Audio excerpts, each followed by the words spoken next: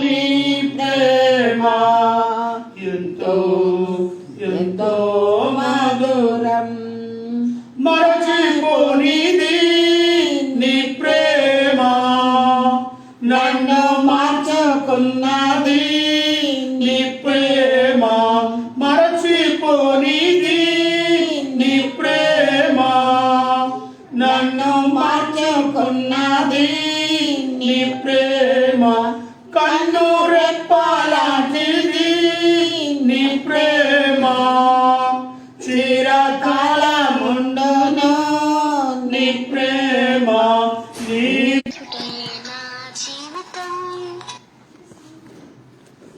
యేసుక్రీస్తు ప్రభుల వారు ఈ లోకంలో ఉన్నప్పుడు ఒక ఇంటిని చాలా దర్శించేవారు. ఆ ఇంటికి అనేక మార్లు ప్రభు అయిన యేసు వచ్చేవాడు. ఎందుకు ఆ ఇంటిని అంతగా ప్రేమించారంటే, యేసు ప్రభు ప్రేమించేవాడు.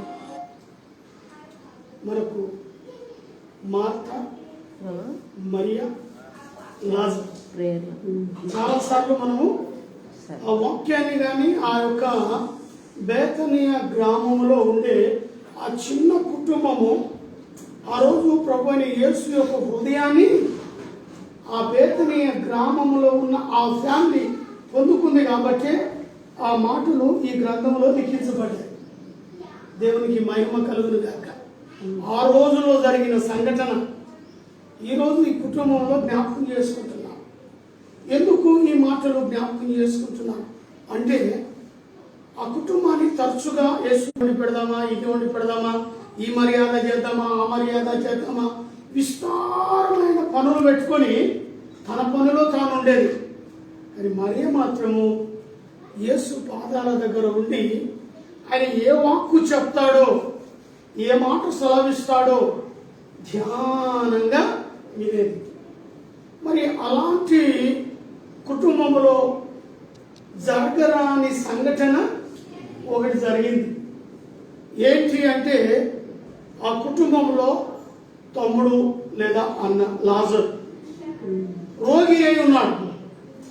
చాలా కాలము ఆయన రోగిగా ఉన్నాడు. రోగిగా ఉండి చివరిగా చనిపోయాడు. ఈరోజు మన మధ్యలో వదినమ్మ కూడా చాలా రోగము చేత, బాధ చేత ఆమె భరించింది, అనుభవించింది. చివరిగా ప్రభు స్వరాన్ని విన్నది. కాబట్టి ఈ లోకాన్ని విడిచి ఉన్నతమైన స్థలంలో ఉండటానికి అక్కడ రోగం ఉండదు, నొప్పి ఉండదు, బాధ ఉండదు, కుటుంబం ఉండదు, బిడ్డలు ఉండరు కదా, ఏ చింత చీకాకు ఉండదు. అలాంటి ప్రాంతంలోకి ఇప్పుడు వదినమ్మ వెళ్ళిపోయింది. అలాగనే లాజరు చనిపోయిన తర్వాత ఆయనను వదినమ్మని ఏ రీతిగా మనము భూస్థాప కార్యక్రమాలు చేసామో ఆ రోజుల్లో ఏముండదంటే, గుహలు తవ్వి గుహల్లో పెట్టేసి ఆ గుహకు ఒక బండరాయి అడ్డుగా పెట్టేవారు. గుహలో పడే శవము గుహ బయట డోర్ ఏ విధంగా ఉంటుందో అలాంటి పెద్ద బండరాయిని పెట్టేవారు. ఆ రకంగా లాజరు చనిపోయాడు. 4 రోజులైంది. అప్పటికి ఈయన బాగలేని సంగతి పాపం వర్తమానం వెళ్ళింది ప్రభు అయిన యేసుకి. ఆయన వచ్చేసరికల్లా సమాధి కూడా చేపడ్డది. ఎవరిది? లాజరుది. అప్పుడు యేసు ప్రభు 4వ రోజుకి బేతనీయ గ్రామానికి వచ్చారు. మరి వచ్చినప్పుడు అక్కడ జరిగిన సంఘటన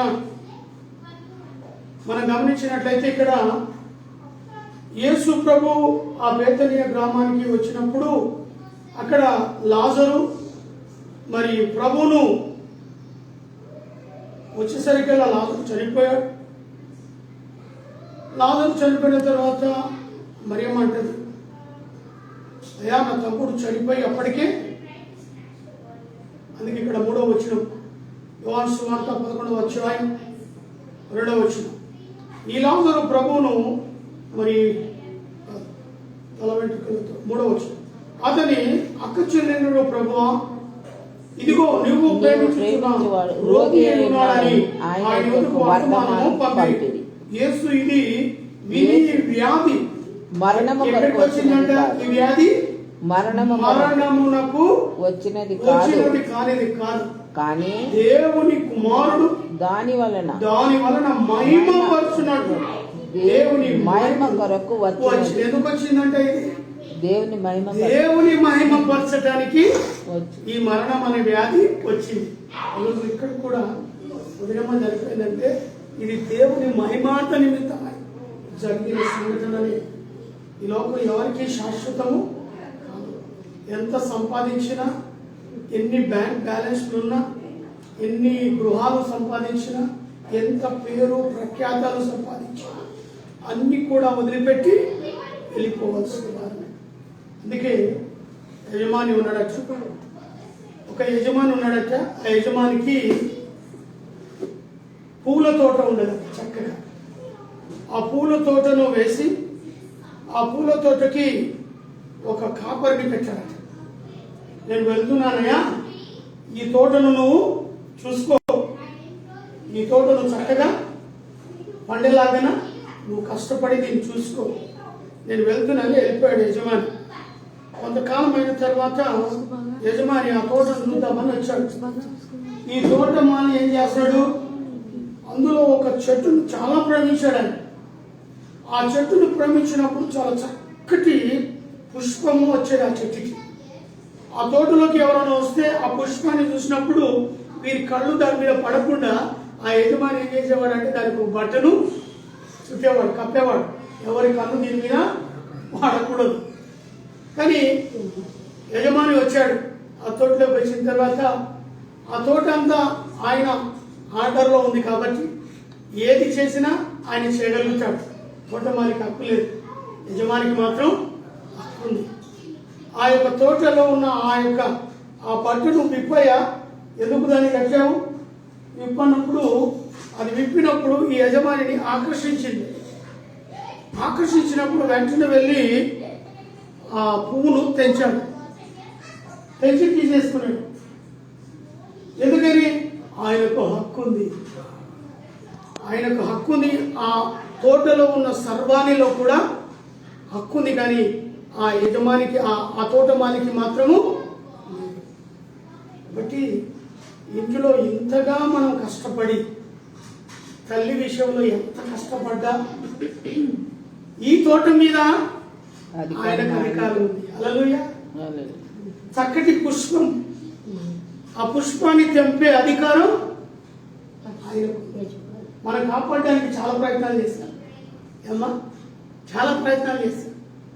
నెలలుగా కష్టపడ్డారు పిల్లలు, యవన బిడ్డలు. వారు యవనస్తులు కాబట్టి తల్లిని ఎంత కాపాడుకోవాలో అంతగా వారి యొక్క ప్రయాసం పెట్టారు. కానీ యజమానికి ఆ పుష్పం అంటే ఇష్టం. మనం ఏం చెప్తాం? కాదంటావా? నీ దగ్గర ఉన్న డబ్బులు తెచ్చి అడ్డం పెడతావా? నీకున్న బ్యాంక్ బ్యాలెన్స్ తెచ్చి అడ్డం పెడతావా? నువ్వు ఎంత పెట్టినా ఆ పుష్పం అనేది ఆయనకి ఇష్టం, తీసేసుకుంటాడు. అలాగా కుటుంబంలో ప్రయాసము ఎంత పడినప్పటికీ కూడా తండ్రి చిత్తం ఉంటే ఆ పుష్పాన్ని తీసుకువెళ్ళేది ఆయన చేతిలో. మానవ ప్రయత్నాలు చాలా చేస్తున్నాం. అలాగని లాజరు కూడా, మరియా మార్త లాజరు విషయంలో చాలా ప్రయత్నాలు చేశారు. యేసు ప్రభు వర్తమానం పంపారు. ఆయన వచ్చేలోపట్టే చావు అయిపోయింది, సమాధి చేశారు, రాయి కూడా పొరలించారు. అయితే ప్రభు వచ్చాడు. వచ్చిన తర్వాత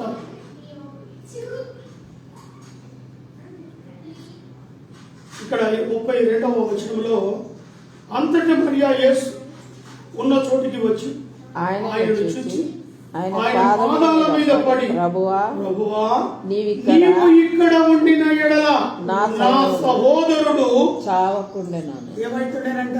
చావకుండా. అనవసరంగా వెళ్ళిపోయినప్పుడు అప్పటి వరకు అక్కడే ఉన్నాడు. 4 days బ్యాక్ ఎక్కడున్నాడు? మార్త వాళ్ళ ఇంట్లోనే ఉన్నాడు. ఆ 4 రోజులైంది ఆయన వెళ్ళిపోయి. ఒకవేళ ఆ 4 రోజుల క్రితం నుంచి నీవు ఇదే ఇంట్లో నన్ను ఉండింటే మాత్రం నా సహోదరుడు పోకుండే అని ఎవరంటున్నారు?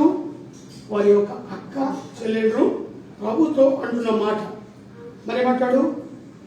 ఆమె మరి అతడు ఉండిన ఎడల నా సహోదరుడు చావకుండానని అని ఆమె ఏడ్చుచు ఆమెతో కూడా వచ్చిన యూదులు ఏడ్చుటయు యేసు చూచి కలవరపడి ఆత్మలో ములుగుచు అతని ఎక్కడ ములుగుతున్నాడంటే ఆత్మలో దుఃఖములో దుఃఖం విషయాలైతాడు, బాధలో బాధపడేవాడు.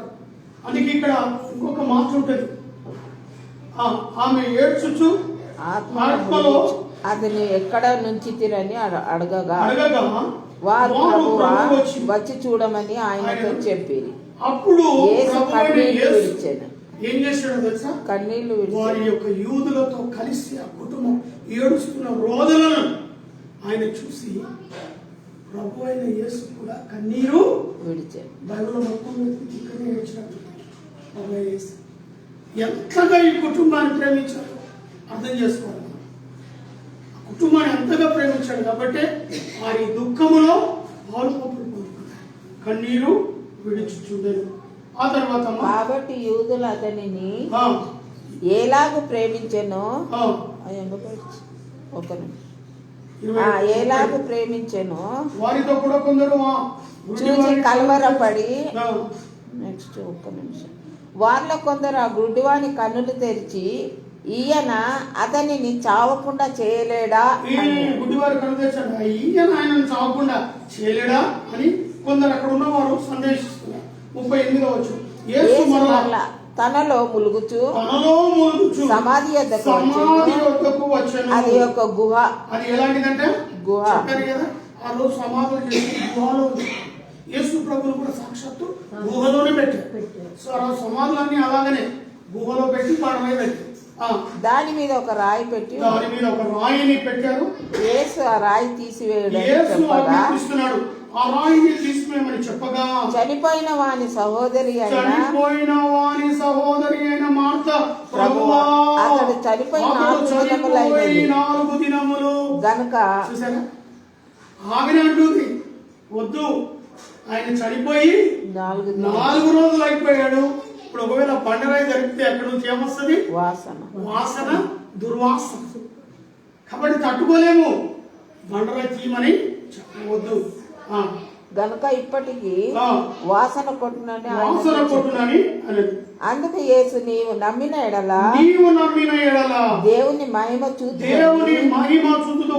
నీతో చెప్పలేదా అని ఆమెతో అన్నాను. అందుకు వారు ఆ రాయిని తీసివేసి యేసు కన్నులు పైకెత్తి తండ్రి నీవు నా మనవి వినినందున నీకు కృతజ్ఞతాస్తుతులు చెల్లించుచున్నాను. నీవు ఎల్లప్పుడూ నా మనవి వినుచున్నావు. యేసు ప్రభు ఎప్పుడు ప్రార్థన చేసిన తండ్రి ఆయన ప్రార్థనను అంగీకరించేవాడు. కాబట్టి ఈ సమయంలో కూడా నా కన్నులెత్తి నీ సన్నిధిలో ప్రార్థిస్తున్నా, నా మహిమను నువ్వు చూడమని తండ్రికి అప్పచెప్తున్నాడు. దాని నీవు నన్ను పంపితివని చుట్టూ నిలిచి ఉన్న ఈ జన సమూహము నమ్మునట్లు వారి నిమిత్తమై ఈ మాట చెప్పి తిని అనేను. ఇక్కడ ఉన్న జన సమూహం కన్నులు తెరవాలి కాబట్టి వాళ్ళ విషయంలో ఈ మాట చెప్తున్నాను అని తండ్రితో అంటాడు. మరియు ఆయన అలాగ చెప్పి లాజరు బయటికి రమ్మని చెప్పగా చనిపోయిన వాడు కాళ్ళు చేతులు ప్రేత వస్త్రములతో కట్టబడిన వాడై వెలుపలికి వచ్చెను. దేవునికి స్తోత్రము. మరి ఇలాంటి గొప్ప కార్యాలు చేసింది. కాళ్ళకు చేతులకు సంఖ్యలను కట్టినట్టు ఆ బట్టలన్నీ సుట్టి ఆ లోపల పెట్టిన వ్యక్తి అమాంతం లేచి లాజరు బయటికి రా అని ఆజ్ఞాపించాడు. అంతే ఆ మాటకు లోపడిన లాజరు వెంటనే సమాధి చేయబడి పాతి పెట్టిన వాడు కట్టలతో మొత్తం అలాగని బయటికి వచ్చాడు. అప్పుడు అంటాడు, ఈయనకున్నవన్నీ విప్పేయండి, ఆ కట్టలు విప్పేయండి. ఇది ఒక గొప్ప అద్భుతం. ఈ గొప్ప అద్భుతం మరి ఆనాడు ఆ యొక్క లాజరు మరి మార్తా మరియల కుటుంబంలో జరిగిన గొప్ప కార్యం. ఇదే మహిమ మరి ప్రభువు అడిగినప్పుడు పునరుత్థానములో నేను చూస్తున్నట్టు పునరుత్థానమును జీవమును నేనే అంటాడు. కాబట్టి ఈ విషయంలో ఆ కుటుంబాన్ని ఎంతగా ప్రేమించి దేవుడు అట్టి కార్యాన్ని చేశాడు.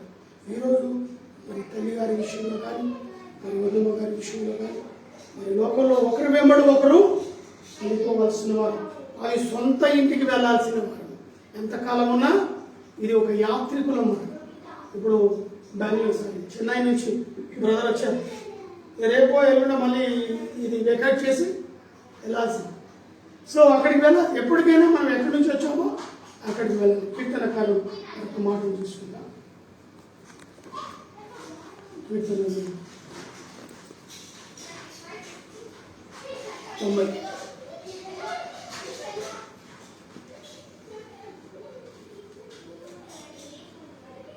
ఇక్కడ ఏ నివాసం ఉన్నదో 90వ కీర్తన. ప్రభువా, తరతరముల నుండి మాకు నివాస స్థలము నీవే. పర్వతములు పుట్టక మునుపు, భూమిని లోకమును నీవు పుట్టించక మునుపు, యుగ యుగములను నీవే మాకు. అక్కడికి వెళ్ళాలి. తరతరములో ఎక్కడుండాలో ఆ నివాస స్థలానికి ప్రతి ఒక్కరూ వెళ్ళాలి. కాబట్టి అక్కడ అంటాడు, ఇంకేమంటాడు, నీవు మనుషులను మట్టిగా మార్చువాడవు, నరులారా తిరిగి రండని నీవు సెలవిస్తున్నావు. తిరిగి రమ్మన్నాడు, పుష్పాన్ని తీసుకున్నాడు, వెళ్ళిపోయాడు, ఆజ్ఞాపించాడు. ఎప్పటికైనా ఎన్ని సంవత్సరాలైనా 70, 80, 90 అతిగా బలం ఉన్నట్లయితే 50, ఎన్ని సంవత్సరాలైనా కూడా అది దుఃఖము ఆయాసకరమే అని మనం విడిచిపెట్టి వెళ్ళాల్సిన. ఈ దుఃఖ కుటుంబాన్ని ఓదార్చాలి అంటే మరి ప్రభు అయిన యేసుకు మాత్రమే సాధ్యం. మొన్నటికి మొన్న మా తల్లి గారు కూడా ప్రభునందు నిద్రించారు. మరి కుటుంబానికి ఓదార్పు ఎవరియాలి? ప్రభు అయిన యేసు. ఎవరిచ్చిన తాత్కాలికంగా మేము వచ్చి వెళ్ళిపోయినామంటే కొంత మట్టుకే ఉంటుంది. నిజంగా కుటుంబానికి ఓదార్పు రావాలి అంటే ప్రభు అయిన యేసు. ప్రార్థన చేసుకున్నాం. దేవుడిచ్చిన మాటలు. మహాపరిశుద్ధుడమైన ప్రేమ కలిగిన తండ్రి, దయ కలిగిన మా ప్రభువా, మీకు వందనాలు. మధ్యాహ్న సమయంలో కుటుంబం మధ్యకు మమ్మల్ని నడిపించు. గత 2 రోజుల క్రితం జరిగిన సంఘటన ప్రభు నీ స్వరాన్ని విని ఈ లోకాన్ని విడిచి ప్రభా కుటుంబాన్ని, రక్త సంబంధులు, తన యొక్క కుమార్తె, అల్లులు, కుమారులు, కోడలు, మన్మనాలు, భర్త, బంధుమిత్రులు, రక్త సంబంధులు అయా ప్రతి ఒక్కరిని విడిచిపెట్టి నీ వాపుకు, నీ పిలుపుకు చెవియొగ్గి లోకాన్ని విడిచి వచ్చిన నీ వదినమును బట్టి తన ఆత్మకు శాంతిని, సమాధానాన్ని దయచేయండి. లోకము ఎవరు ఇవ్వలేరు. ఈ లోకంలో మీరు మాత్రం మీ కుటుంబానికి శాంతి, సమాధానం ఇవ్వగలుగుతారు. అటు నెమ్మదిని దయచేయండి ప్రభా. బిడ్డలను బలపరచండి. ఎంతగానో ప్రయాసపడ్డారు. సహాయ శక్తులుగా వారి తల్లిగారి గురించి నాయన పడిన తపన అది అంతా ఇంత కాదు ప్రభా. మంచి ఓర్పునిచ్చారు, మంచి సహనమునిచ్చారు. ఎంతగా ఆ తల్లి విషయంలో బిడ్డలైన వారు శ్రద్ధ తీసుకోవాలో అంతగా మించే తీసుకున్నారు. కానీ ఎన్ని ప్రయత్నం చేసినా ఓనర్ అనేవాడు మీరు. అధికారం మీ చేతిలో ఉంది. ఆ అధికారానికి లోపడే బాధ్యత మాది. ఆ పిలుపు అందుకొని లోకాన్ని విడిచిపెట్టేచ్చింది అయ్యా. మరి అది అనుగ్రహించిన కుటుంబ సభ్యులందరినీ కూడా మీరు దీవించండి, నెమ్మదిపరచండి. ఎవరు కూడా శాంతిని ఇవ్వలేరు, సమాధానం ఇవ్వలేరు. దుఃఖంలో ఉన్న ఈ కుటుంబాన్ని నాడు మరియ కుటుంబాన్ని ఎలా ఓదార్చారో అదే రీతిగా సుందరమైన కుటుంబాన్ని ప్రత్యేకంగా వారి గర్భఫలం, వారి యొక్క రక్త సంబంధులను, అన్నదమ్ములను, అక్క చెల్లెలను, బంధుమిత్రులను, స్నేహితులను ప్రతి ఒక్కరిని ప్రభు నీ కృపలో ఆదరించి దయ చూపమని ప్రార్థిస్తున్నాం. ప్రత్యేకంగా విత్తబడిన వాక్యం వారి యొక్క హృదయంలో నీరు కట్టి ఫలించండి. మరి నిశ్చితమైతే మరొకసారి మేము కలుసుకుంటాం. సహాయం కృపను దయచేయండి. యేసు నామములో వేడుకుంటున్నాను తండ్రి. మన తండ్రి అయిన దేవుడి ప్రేమ, కుమారుడైన యేసుక్రీస్తు కృప, పరిశుద్ధాత్మక నీ సహవాసమని సన్ని కూడిన మనకును, ప్రత్యేకంగా లోకాన్ని విడిచి ప్రభు పిలుపునందుకున్న కుమార్తె ఇప్పుడు నువ్వు ఎల్లప్పుడూ సదాకాలము తోడే నీడే ఉండునుగాక. ఆమేన్. ఆమేన్. Praise the lord.